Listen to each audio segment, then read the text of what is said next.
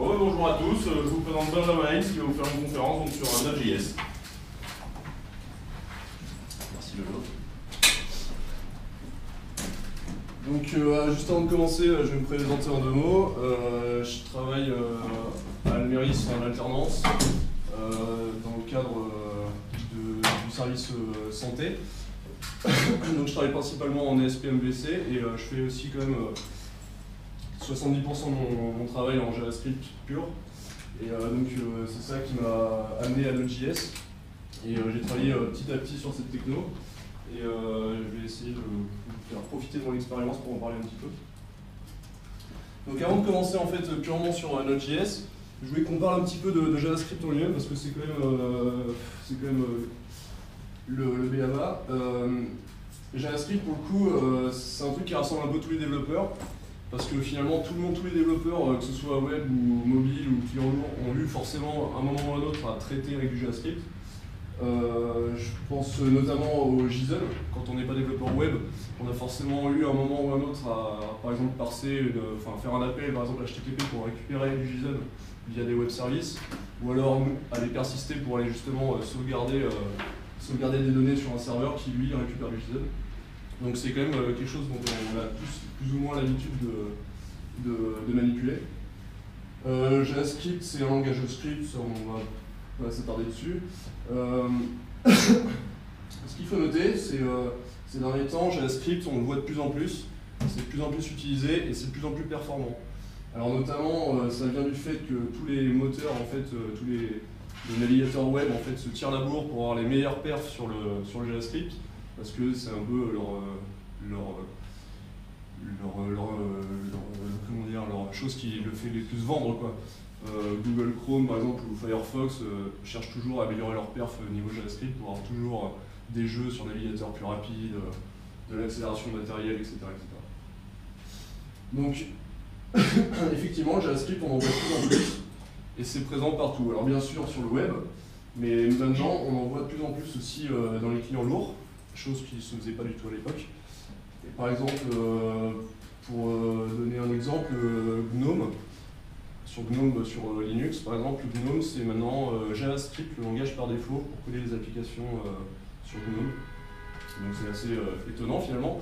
Mais pas tant que ça, Windows a fait le même pari, on peut faire aussi des applications HTML5 JavaScript au sein des applications embarquées, donc Windows 8.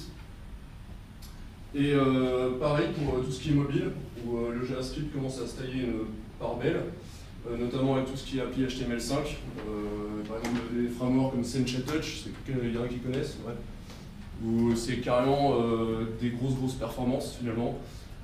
Pour vous donner un exemple, il n'y a pas longtemps, Facebook avait abandonné HTML5 au profit pour retourner sur des applications natives.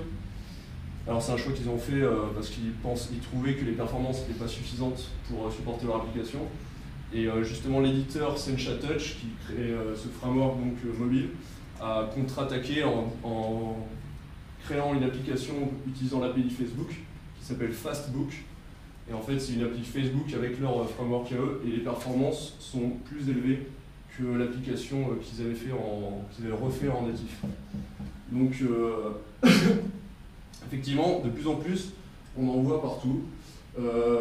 Pareil pour Windows Phone 8, où on peut aussi coder en HTML5 JavaScript. Donc une brève évolution un peu de JavaScript, pareil. Donc au début, on s'en servait uniquement pour rendre dynamique un petit peu les pages web. On avait nos getElement by ID, on faisait une petite manipulation, ceci, ça. Et puis est venu rapidement jQuery, qui je pense a réconcilié beaucoup de personnes avec le JavaScript, parce que c'est quand même une bibliothèque très riche où on a pu faire beaucoup de manipulations de DOM notamment, et qui nous a permis d'animer nos pages web de façon soudaine fantastique en se passant de tout ce qui était plugin comme Flash ou Silverlight, donc c'était quand même une belle avancée finalement. Une fois qu'on a commencé à gratter un petit peu dans le JavaScript, dans la manipulation du DOM, en général on regarde vite tout ce qui est AJAX request, donc HTTP asynchronous request. On va faire des requêtes en asynchrone sur un serveur, et on va pouvoir rafraîchir des petits bouts de page par-ci par-là sans avoir de rechargement de page. Donc directement, c'est aussi intéressant, on va pouvoir tout de suite interagir avec le serveur et ce faisant toujours en restant côté client. Donc ça, c'est pareil, c'est un bel avantage qui a commencé à apparaître. Et on a pu commencer à faire des sites web beaucoup plus riches déjà, avec du drag and drop, du rafraîchissement en asynchrone, etc. HTML5, ouais, alors pour le coup, tout le monde a vu l'arrivée d'HTML5. C'est vrai que ça a fait une belle avancée aussi. Je pense personnellement que ça va faire surtout une avancée dans la façon dont on consomme maintenant de plus en plus les applis web. Les applis web maintenant se consomment de plus en plus en fait comme des clients lourds presque.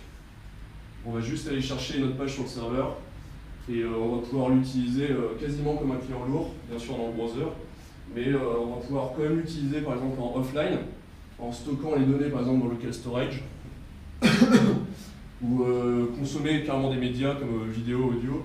Donc on a vachement moins de limites maintenant. Il y a beaucoup de choses qui sont maintenant en HTML5 qu'on ne pouvait pas faire avant et dont on était obligé de passer en client lourd. Donc ça aussi c'est quand même un avantage. Alors bien sûr on a fait tout ça, sauf que finalement quand on commence à faire de l'Ajax request par-ci par-là, des animations, on commence à avoir des gros scripts en jQuery. C'est pas tout le temps pratique, on ne sait pas forcément quelles sont les bonnes pratiques pour le coder. Et finalement, on a vite besoin de structurer tout ça. Et la réponse pour structurer tout ce code source JavaScript, en général, ça passe par un design pattern, donc que ce soit MVC ou MVVM. Et il y a beaucoup de frameworks qui, à ce moment-là, on commence à fleurir partout sur le web, comme notamment Backbone, Knockout, Angular, Ember, pour je cite là les plus représentés. Backbone, par exemple, c'est certainement un des plus connus pour faire du MVC. Il y a notamment des grosses applications comme SoundCloud qui l'utilisent à outrance. Knockout, c'est du MVVM, ça a été créé, c'est open source aussi, mais ça a été créé par un membre de la team Microsoft, il me semble. Angular, c'est Google, et Ember, c'est des tiers, il me semble. Donc voilà, on a commencé à avoir des gros patterns de développement JavaScript côté client. Et pour le coup, on a vu aussi apparaître ce qu'on appelle les single page applications. En fait, c'est des applications HTML5 JavaScript, zéro code serveur dedans quasiment, à part limite l'insertion du script main. Et ensuite, on fait tout le backend, en fait, toutes les dépendances vont aller se charger en asynchrone avec des outils comme Require.js, pour ceux qui connaissent. Et ça nous permet en fait de faire des applications HTML5, JavaScript, sans aucun rechargement de page, où toutes les interactions avec le serveur vont se faire via requête Ajax. Et à aucun moment en fait on fait la moindre rechargement de page. Tout se fait en fait en dynamique, en changeant les layouts, etc. Donc ça se fait de plus en plus. Par exemple, il me semble Mega est fait comme ça, le nouveau Mega, là, il me semblait que c'était fait comme ça. Enfin, il y a plein de petites applications qui commencent à voir le jour qui sont faites sur ce principe en fait. Donc je vais en venir pour le coup tout doucement à JavaScript, à Node.js. Donc en fait, la dernière barrière qu'on avait avec le JavaScript, c'était finalement de l'avoir sur le serveur. Parce que on l'avait à outrance partout, que ce soit mobile, etc. Je ne vais pas me répéter, mais la dernière barrière qu'il nous fallait, c'était le côté serveur. Pour avoir vraiment une unification du code source en fait, à n'importe quel niveau. Donc c'est ce que nous apporte Node.js. Alors Node.js, c'est vraiment très récent, ça a paru en 2009. C'est Ryan Dahl, un développeur américain, je ne sais même plus, qui travaille chez Joyent, c'est une grosse société en fait qui fait du cloud computing, qui a mis au point donc Node.js. Alors à la base, c'est pas vraiment une histoire de JavaScript en lui-même. Il a voulu concevoir en fait un framework, de serveur en fait, qui va gérer en fait voilà, tout ce qui est entrée et sortie de manière non bloquante en fait. On est tout le temps sur de l'asynchrone en fait. Il n'y a aucune méthode bloquante. Et en fait, il a conçu son produit en fait en pensant que un serveur avec un seul thread ayant plusieurs en fait callbacks qui vont se lancer à chaque requête, par exemple, sera plus performant qu'en fait un serveur qui va lancer des threads pour chaque processus en fait. Donc ça c'est beaucoup plus... il a pensé son serveur comme ça, et effectivement il s'est rendu compte que les performances étaient présentes, et il a donc continué sur son idée. Je vais reparler un petit peu plus tard du rôle qu'a joué JavaScript pour le coup dans son produit Node.js. Il faut savoir que c'est basé sur Google V8 Engine, qui est le moteur en fait, qui est utilisé dans Google Chrome, et qui est certainement un des moteurs JavaScript les plus puissants du marché. On passe le leurrer. C'est une librairie qui est écrite en C++. Ça explique beaucoup des performances aussi de Node.js, on en parlera un peu plus tard. Ouais, effectivement, toute l'API en fait, de Google V8 Engine, pour le coup, est manipulable via JavaScript. Et on va pouvoir faire tout un tas créer tout un tas de types de serveurs en fait, rapidement. Donc que ce soit des serveurs HTTP, des serveurs TCP/IP, UDP, faire de la WebSocket. En fait, Node.js c'est très très large en fait. Il ne faut pas le penser comme un framework de développement, c'est bien un serveur d'application. C'est ça qui est important à comprendre. Node.js, Node.js, ouais, il est fourni avec le Node Package Manager. Donc c'est un gros gestionnaire de dépendances en fait, qui est accessible depuis le web. On va pouvoir installer des dépendances sur son application Node.js, par exemple en faisant un simple npm install mon paquet. Et ça va permettre d'avoir tout un tas de ressources accessibles rapidement depuis le web en fait, pour son développement. Et on va aussi pouvoir les maintenir à jour rapidement. Donc ça c'est important parce que ça a été créé d'emblée. Et on voit que c'est très récent parce que ça s'inspire directement de ce qui se fait maintenant de plus en plus, par exemple en ASP, avec Nugget, en Java avec Maven. C'est tous des gestionnaires de dépendance en fait, qui sont vraiment, vraiment très très utiles lors des développements. Et on voit qu'il a tout de suite instancié toute une intégrée à Node.js et c'est vraiment très utile. Donc ensuite, communauté explosive, ouais, carrément. Node.js, actuellement, c'est le repository le plus suivi sur GitHub, qui est passé devant Ruby on Rails. Donc on a quand même déjà énormément de gens qui s'y intéressent, de gens qui contribuent, et c'est quand même très important quand on se lance dans une techno, surtout quand elle est très récente. Et ce qui n'enlève rien, c'est que Node.js est totalement open source et totalement cross-platform. Donc vous allez pouvoir faire tourner du Node.js sur du Linux, du Mac ou du Windows sans aucun problème. Windows, c'était pas le cas au tout début, sauf que les gars de Microsoft se sont dit attends, ça c'est cool, et on va envoyer nos petits gars aller nous compiler tout ça pour Windows, et pour le coup maintenant c'est complètement stable avec les mêmes perfs que sur Linux ou Mac, donc aucun problème. Hop.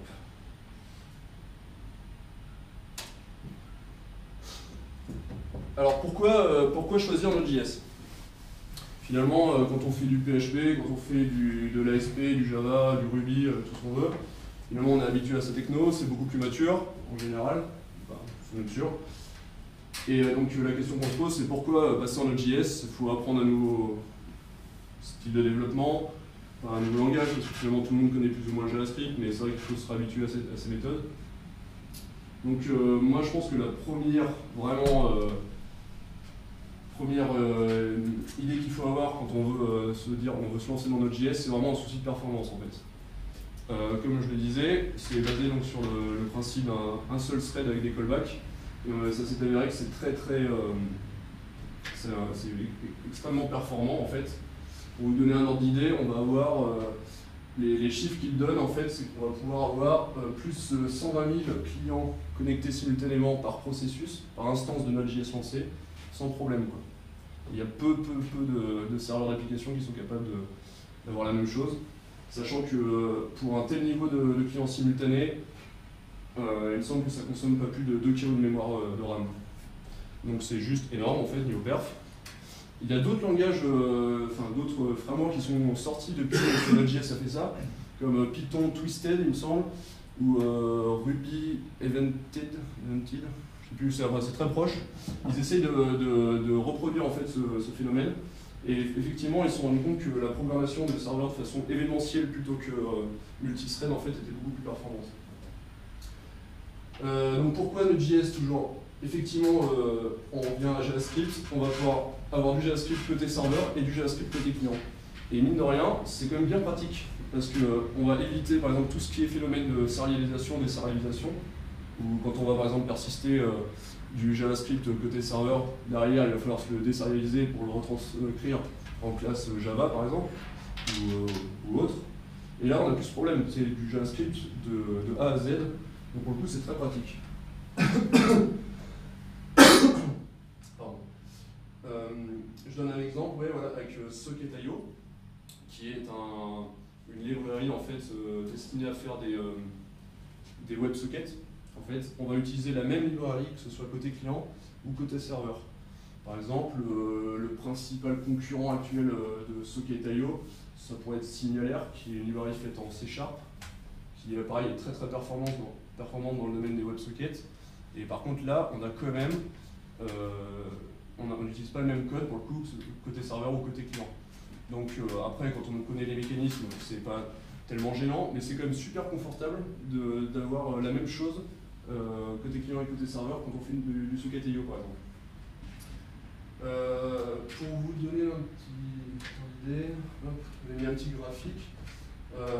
Ouais, il faut savoir que Node.js c'est quand même vraiment optimisé pour tout ce qui est application cloud ou création de sites à très fort trafic. Parce que pour le coup, ça va bien supporter les charges en fait. Pour vous donner un ordre d'idée, donc ouais, j'avais mis un petit graphique. On voit ici le temps de réponse en termes de réponse par seconde, et ici le nombre de clients simultanés en abscisse. Ouais, clients simultanés, c'est ça, entre Apache PHP en fait en bleu et Node.js en rouge. Et vous voyez que Node.js ne bouge pas du tout, alors que par exemple sur Apache PHP, dès qu'on va augmenter le nombre de clients simultanés sur le serveur, ça va consommer, et pour le coup, au bout d'un moment, ça s'affole et le temps de réponse s'en fait sentir en fait. Donc c'est dommage. Alors là, sur le graphique, ça va à 20 réponses par seconde, 800 clients simultanés, ce qui est assez peu. En fait, on voit en Node.js que en fait, ça reste tout le temps très stable en fait. Et la comparaison est sensiblement la même en Java ou en .NET par exemple, si on fait la comparaison avec Node.js. En fait, pour vous expliquer un peu ça, la raison du fait que ce soit très peu consommateur, c'est que déjà ça va être interprété, derrière ça va être compilé en fait en C++, c'est ce qu'on disait avec le V8 Engine, et pour le coup donc c'est super performant forcément. Contrairement à d'autres langages, par exemple comme le PHP, qui va lui être interprété purement et simplement. Et surtout, en fait, Node.js va consommer quasiment que du CPU. Et pour le coup, nos machines serveurs maintenant sont toujours équipées CPU ou de RAM, c'est toujours la folie, donc aucun problème. Contrairement par exemple à PHP qui va beaucoup plus consommer de l'accès disque, et ça va être un petit peu plus lent. Donc ça supporte très bien les charges. Pour moi, c'est la première raison qui pourrait vous pousser à commencer à vous y intéresser en fait. Hop. Alors les outils dont on dispose en fait quand on veut attaquer Node.js, parce que pour le coup c'est bien beau, c'est peut-être très performant, mais si c'est inchiable à développer, ça sert à rien quoi. Parce qu'on peut avoir des performances équivalentes, par exemple si on fait un serveur d'application en C, sauf que personne ne fait des serveurs d'application en C, à part les très grosses boîtes qui ont des besoins spécifiques. Mais avec Node.js, c'est beaucoup moins contraignant pour des résultats très bons. Donc je reviens par exemple au Node Package Manager, qui est un outil vraiment formidable pour attaquer les développements en fait, pour gérer toutes ces dépendances, les tenir à jour. Donc j'ai regardé hier et il y avait 26 256 modules déjà. Donc ça fait que 5 ans que ça existe Node.js. Il y a déjà beaucoup de contributions. Et on va retrouver des modules pour tout et n'importe quoi.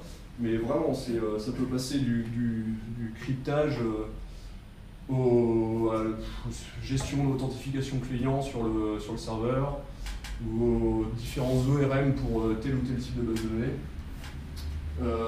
Bien sûr, on a des micro-frameworks MVC comme Express, c'est certainement le plus représenté. De toute façon, si vous attaquez Node.js, je vous conseille vivement de passer par Express.js, qui est c'est vraiment la référence pour l'instant. c'est un micro-framework parce qu'on n'a pas tout ce qui est accès aux bases de données, tout ça, c'est juste cacher des requêtes HTTP en fait. Et c'est fortement inspiré de Sinatra, qui existe en Ruby, il me semble, qui est inspiré de bien d'autres frameworks aussi, comme l'ASP et MVC d'ailleurs. Et c'est considéré comme un pattern très élégant en fait. Donc c'est assez simple de développer de cette façon.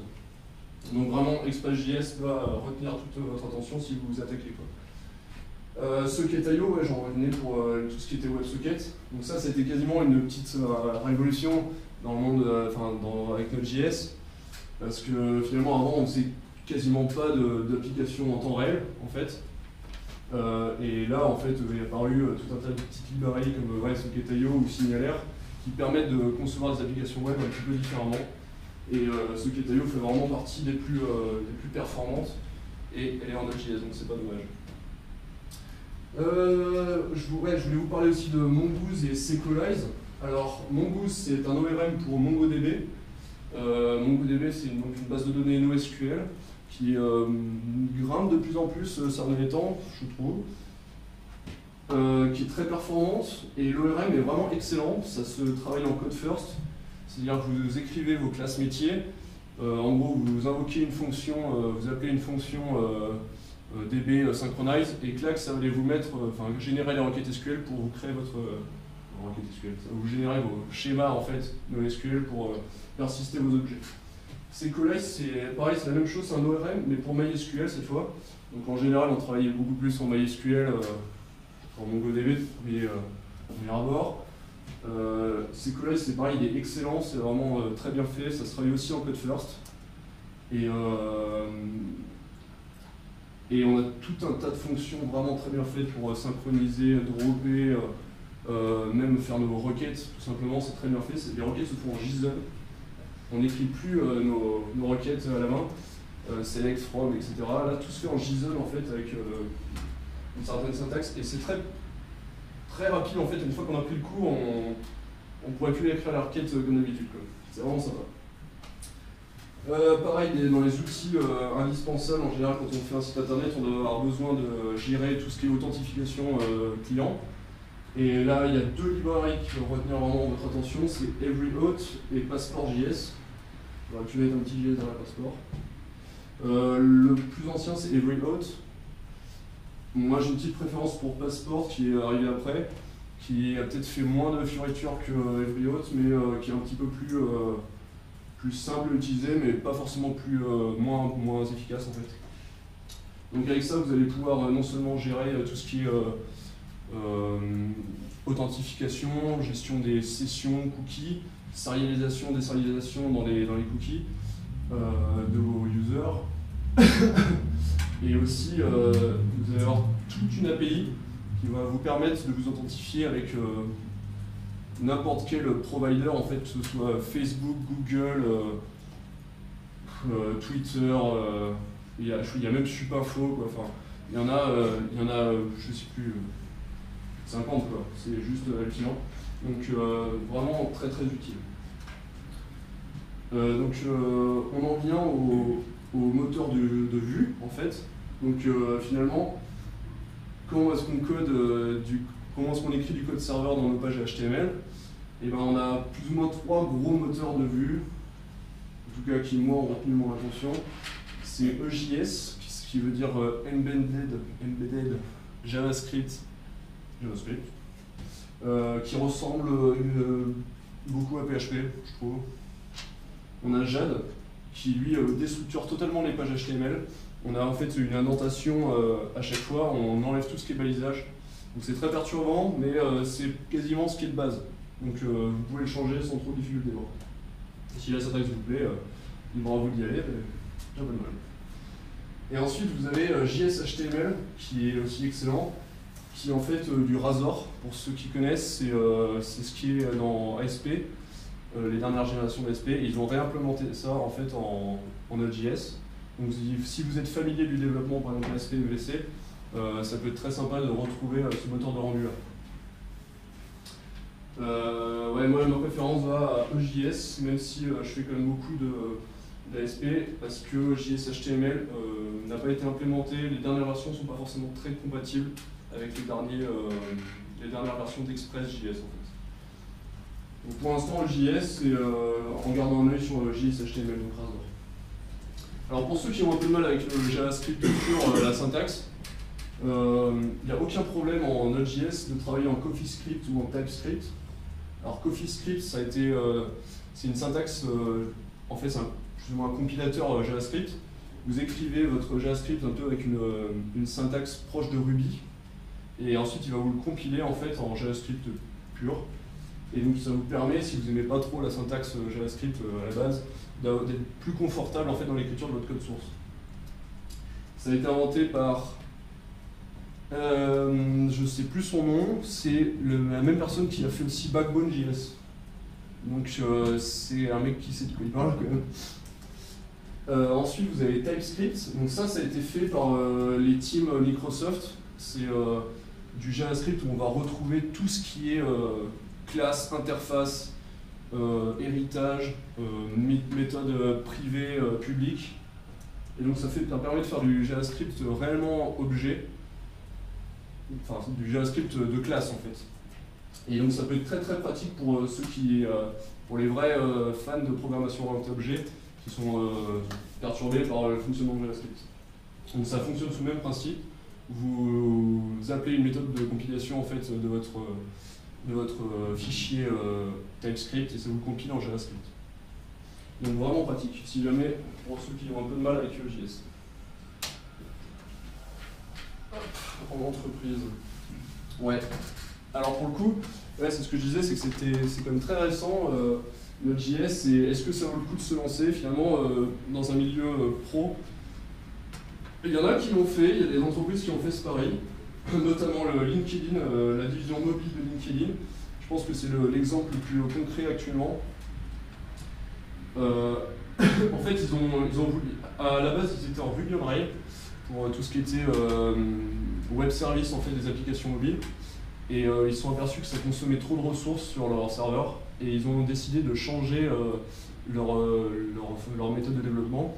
Ils avaient le choix entre donc, les Python Twisted, Ruby Evented ou Node.js. Ils ont fait le pari de Node.js et ça s'est avéré complètement payant parce que dans leur blog, ils nous ont notifié qu'ils étaient passés de 15 instances de serveurs virtuels en fait à 4 en Node.js qui pouvaient gérer deux fois plus de trafic. Donc quand même, les performances sont carrément là. Et je pense qu'ils n'ont pas été déçus de leur passage à Node.js. Donc même si les retours d'entreprise sont très récents, on n'a pas encore une vision globale du produit, mais ça reste quand même très encourageant. Un autre gros leader de l'informatique qui s'est mis à Node.js aussi, c'est Microsoft, notamment dans tout ce qui est leur plateforme cloud, Windows Azure. Et par exemple, tout ce qui est mobile services, si vous connaissez Azure, vous pouvez créer des services pour vos applications mobiles en 2 clics. Et en fait, tout ça, c'est fait en Node.js derrière. Donc c'est pareil, ils ont fait quand même un bon pari là-dessus, et je pense que ça s'avère payant aussi. MySpace, le nouveau MySpace a été refait entièrement en Node.js avec Express. Et après, on en a d'autres comme Yammer, où il y a des parties de Yahoo. Pour ces deux-là, par contre, c'est pas du 100% Node.js, mais je crois qu'il y a des parties qui ont été faites en Node.js. Notamment, souvent, c'est tout ce qui est dans les web services ou tout ce qui est partie mobile, souvent, ils passent en Node.js pour des soucis de perf, en fait.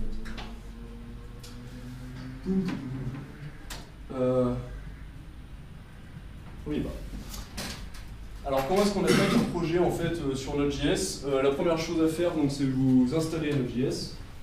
Donc, quand vous êtes sur Linux, il n'y a rien de plus simple. Sudo apt-get install Node.js plus le npm, le Node Package Manager. Donc ça, vous les avez dans les dépôts, c'est très rapide.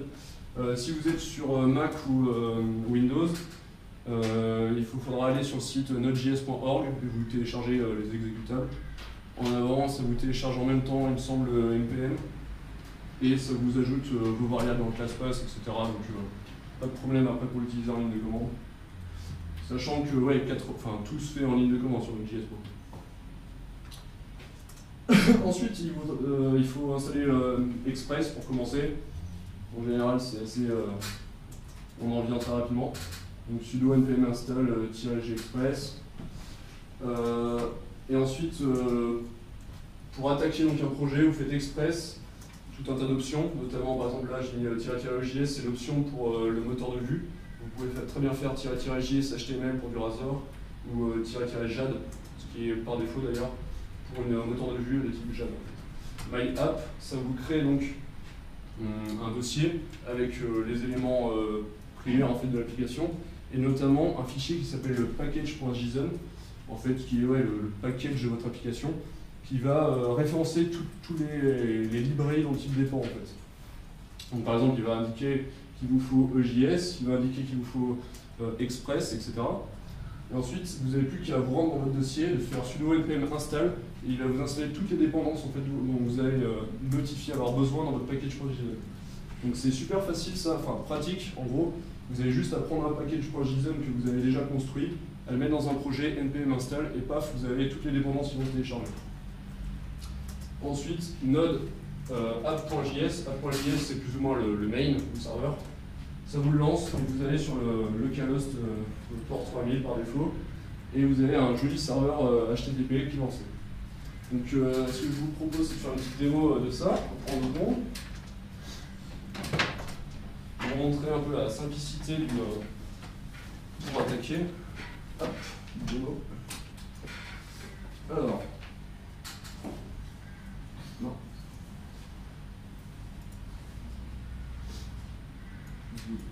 Enchaîne.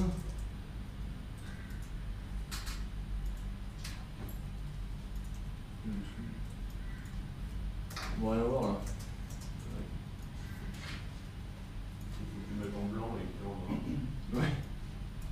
On va les parler. Ça va tout fermer.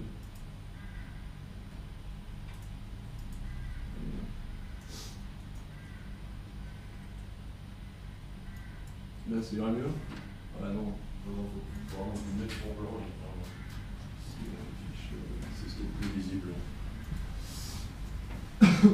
Couleur. En blanc, tu vois? Oui, je veux dire. C'est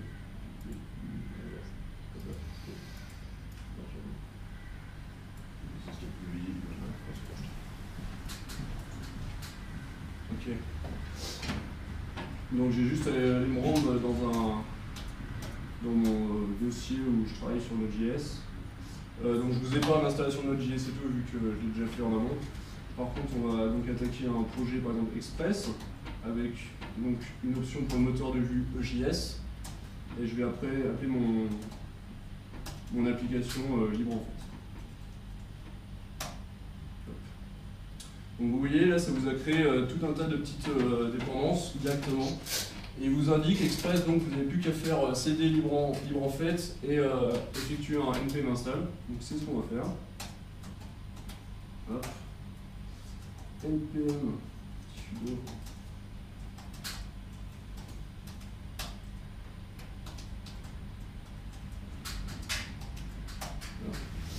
Et là il me télécharge toutes les dépendances dont on a besoin. Donc par exemple Express en version 3.1.0. Commander.js qui est un outil pour interpréter les commandes shell, des librairies pour gérer les bytes, des librairies pour gérer les signatures cookies, etc., etc., le buffer, tout un tas de dépendances. Hop, là il me dit que c'est terminé.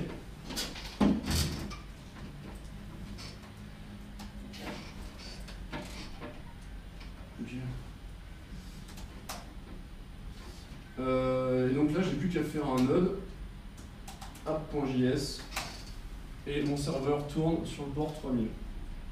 Donc, je vais ouvrir un navigateur.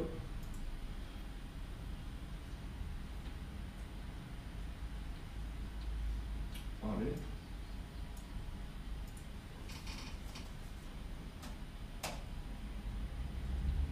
Et voilà.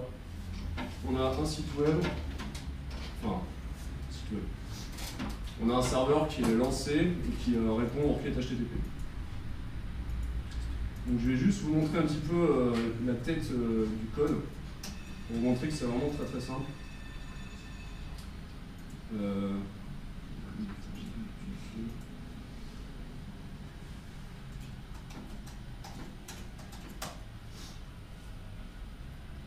Donc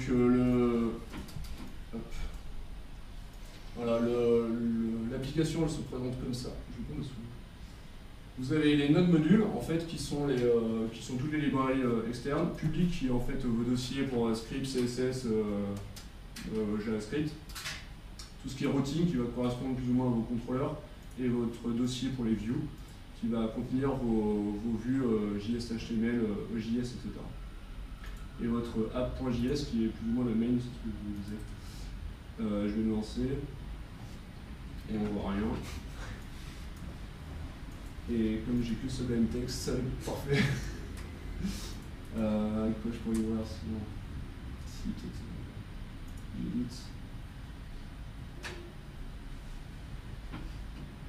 L'edit que j'ai mis en noir aussi. Je vais changer la couleur.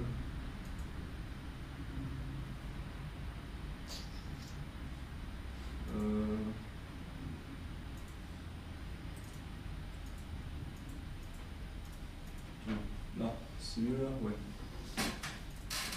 Donc voilà en gros un main en gros en Node.js, ça va correspondre à ça. Vous allez avoir toutes vos dépendances en fait qui vont être ici. On utilise Require.js pour les gérer en fait. C'est aussi utilisable côté client et c'est très très pratique pour gérer vos dépendances de façon asynchrone en fait. Donc Require est donc implémenté de base dans Node.js. On lance donc avec une application de type Express et ensuite vous n'avez plus qu'à la configurer en donnant un certain nombre de paramètres, par exemple le type de moteur de rendu qu'on va utiliser, etc., etc. Vous avez vos options de configuration, savoir si on travaille en développement par exemple ou en production. On ne va pas gérer les choses de la même façon. Et là, vous avez plus ou moins votre routing. En fait, vous allez dire, ça c'est vraiment bien. Vous allez dire, par exemple, pour la route, mon URL slash, exécute-moi telle fonction. Donc dans mon contrôleur, par exemple, route, exécute-moi la fonction index. Et si je voulais, par exemple là, slash user, exécute la fonction user.list. Vous voyez rien là. Donc voilà, c'est super simple de capter en fait les requêtes HTTP sur une URL précise. Donc, par exemple, si je fais app.get disons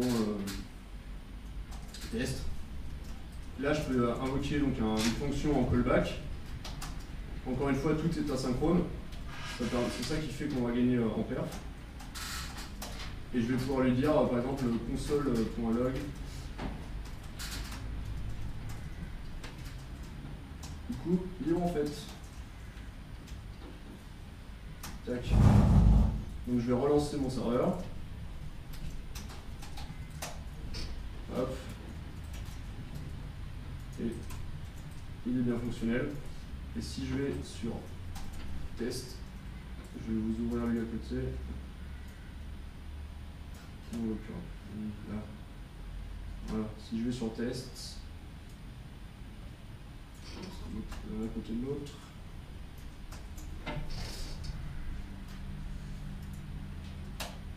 Coucou, il va en fait. Donc vous voyez, c'est très simple de capter les requêtes HTTP et on va pouvoir travailler comme ça sur tous les verbes HTTP, en fait, que ce soit get, post, put, update, etc. Donc c'est quand même assez simple. Donc, voilà, vous utilisez Alex pour le gater je crois qu'il faut installer une dépendance pour le gérer en plus. Par contre, je ne me souviens plus de laquelle. Mais ouais, on peut totalement. Alors après, par exemple, on va vite se poser la question des URL dynamiques, typiquement avec un ID ou des choses comme ça. C'est d'une simplicité. Par exemple, là, je vais arrêter le serveur.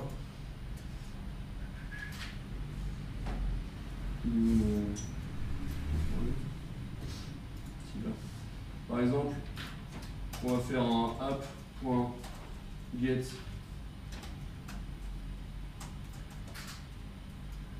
slash user slash je veux ID. On va lui dire en fait comme ça. 2.id. effacer.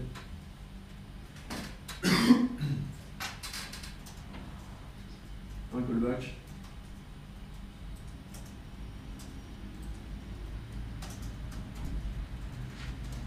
Console.log. Mon ID. rec.params, il me semble, .id. C'est pas plus compliqué que ça. Et si je relance,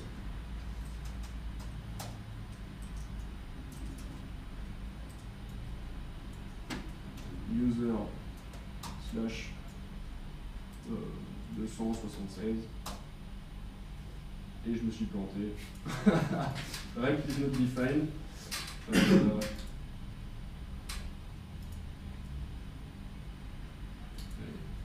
C'est mieux si je la mets dans les paramètres.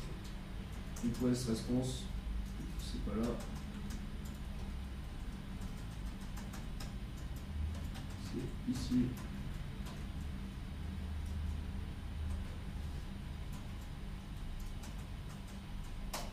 Hop. On a dit 276. Donc ça va être pareil pour les méthodes post, pour les méthodes update, etc. On va pouvoir manipuler toutes nos requêtes HTTP de cette façon. Et en fait, c'est très simple à écrire. En fait.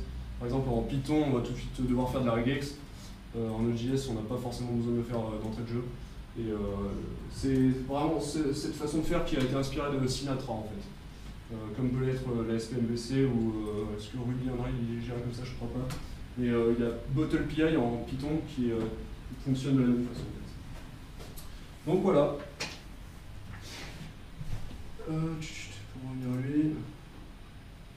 Démo. Questions.